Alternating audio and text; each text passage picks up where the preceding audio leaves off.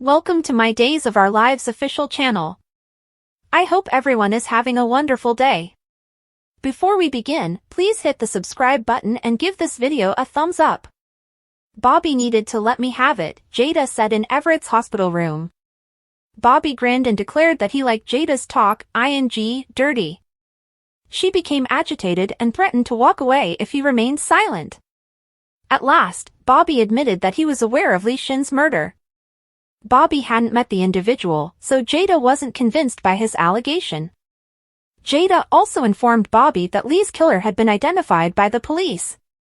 Bobby gave Jada a smile and told her the cops were looking for the wrong person. Bobby said that there had only been circumstantial evidence against Gil Carter. If Gil hadn't killed Lee, Jada wanted Bobby to tell her. After all, had it not been Gabby? She inquired. Bobby told Jada that Gabby had been rightfully cleared of all charges and chastised her for the 2 times the police had misidentified the murderer. Angry, Jada demanded once more from Bobby how he learned of the crime. "Because I saw the person who killed Lee," Bobby said. Bobby's assertion was mocked by Jada because Lee had been killed in his flat. Unless Bobby had committed the murder, she maintained, he couldn't have witnessed it. Bobby smiled and told Jada he wasn't going to admit to the crime. He explained that Everett had become agitated when he had first came to town. It was after Bobby had assumed command that he had seen the assassin. It's not often you come face to face with a killer, he thought. Jada was curious about the person's name. Jada questioned Bobby if he could identify the person when he stated he didn't know their name. Bobby yawned unexpectedly, saying he really wanted to sleep. Against Jada's objections, he collapsed back onto the bed and assured her he would tell her more the next day. Jada attempted to regain his focus, but he feigned a heavy snore. Jada left in frustration, and Bobby opened his eyes, grinned, and took out his book. As Connie walked into Lee's old apartment, she couldn't help but think of Lee there. In the flashback, Lee was about to pick up the phone when he was stabbed in the back by someone brandishing a knife from behind him.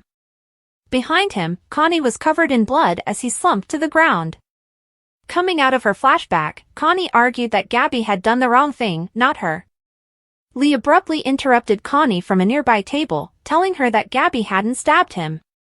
Connie ran over to give Lee a hug. She declared his survival to be a miracle. Correcting her, Lee pulled Connie back, saying he was still as dead as they come. He said that Connie should know because she had killed him. Connie refuted the claim that Lee had been tricked and humiliated by Gabby. However, Connie had slain him, and Lee's ghost remained. Lee was yelled at by Connie to cease saying things. Then she calmed down uncannily and rested her head on Lee's shoulder. "What transpired will remain between us indefinitely," she murmured, grinning dreamily. After blaming Gabby once more, Connie turned her attention to Melinda. Connie remembered about her first date with Lee.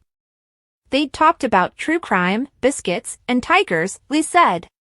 According to Connie, it was magical. Why hadn't Lee returned her call, she inquired. She cried out, "I'm not crazy," in response to his admission that she had believed her insane. Once again, she seemed regretful and said she moved into the flat to be nearer to Lee. Connie swore she would hold everyone accountable for Lee's demise. As she stood to go, she told Lee that when she got back, they would snuggle and watch a true crime show. She smiled, "Won't that be grand?" Bobby later had a flashback to himself strolling around the park while he was in his room. He heard the sob of a woman. Connie, the woman, insisted that she had no intention of hurting Lee. Nicole asked at the Horton Town Square press conference what part EJ had played in Bobby's release. Even though it was he who had unfairly prosecuted her, Gabby grinned and stated she couldn't forget that it was EJ who had actually been responsible for her freedom. Stefan watched in dismay as EJ shouted at Gabby, accusing her of not supporting him. Unfazed, Gabby insisted that EJ had set her free out of love. "Obviously not for me," she continued. Gabby went on to say that Nicole had gotten it done by EJ. Nicole asked questions, and Gabby said that EJ had been worried about losing Nicole to Eric Brady, the man Nicole really loved. Nicole was perplexed. Then Gabby struck the last blow, revealing to everyone present that Eric was Jude's father. Stefan asked Gabby what she was doing while the photographers took shots and the reporters scrawled furiously in their notebooks. Rafe also went up to Gabby and warned her that it wasn't the right moment or location. In contrast, Gabby declared that it was the perfect place. Calling Gabby confused, EJ attempted to adjourn the news conference, but Gabby intervened. Then EJ hurried over to Nicole and started accusing Gabby of lying. When Gabby got back to the platform, she said that she had evidence of Jude's real parents. Since Nicole was interested in hearing Gabby's proof, Gabby advised Nicole to consider Sloane's intentions. Because Sloane had convinced herself that the child would stay with his real father, Gabby said, Sloane had felt less bad about taking the infant. Gabby asserted that Sloane had changed the findings of the DNA testing, to which Nicole responded that they had done so. Nicole squinted at Gabby as EJ digested the facts. EJ maintained that Gabby was lying as payback. Gabby retorted, saying that she had been driven by the desire to make up for the horrible wrong that EJ had done. Without evidence, Nicole refused to upend her and EJ's life. Gabby gave in to Nicole's insistence on finding out where she got the information, saying, "My husband told me." Stefan attempted to slip away, but Nicole insisted that Stefan confirm whether or not what Gabby had said was accurate. Gabby questioned kindly if Stefan was going to label her a liar in front of everyone as he stammered out an answer. Stefan promised her that he wouldn't.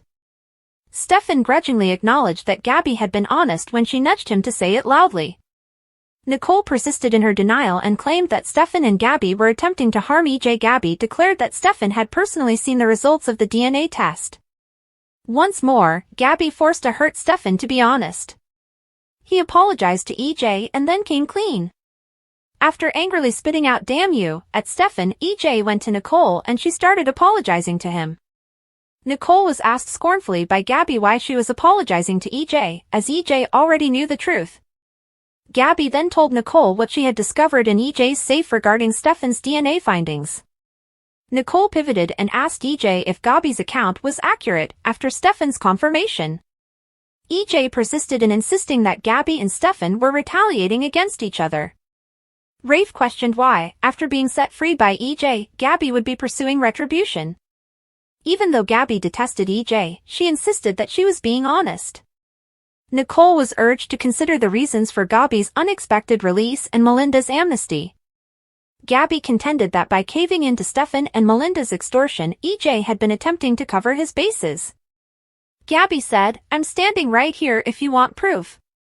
A furious EJ hurried over to Gabby, calling her a vindictive, ungrateful bitch. Even after Rafe intervened, EJ persisted in his verbal abuse of Gabby.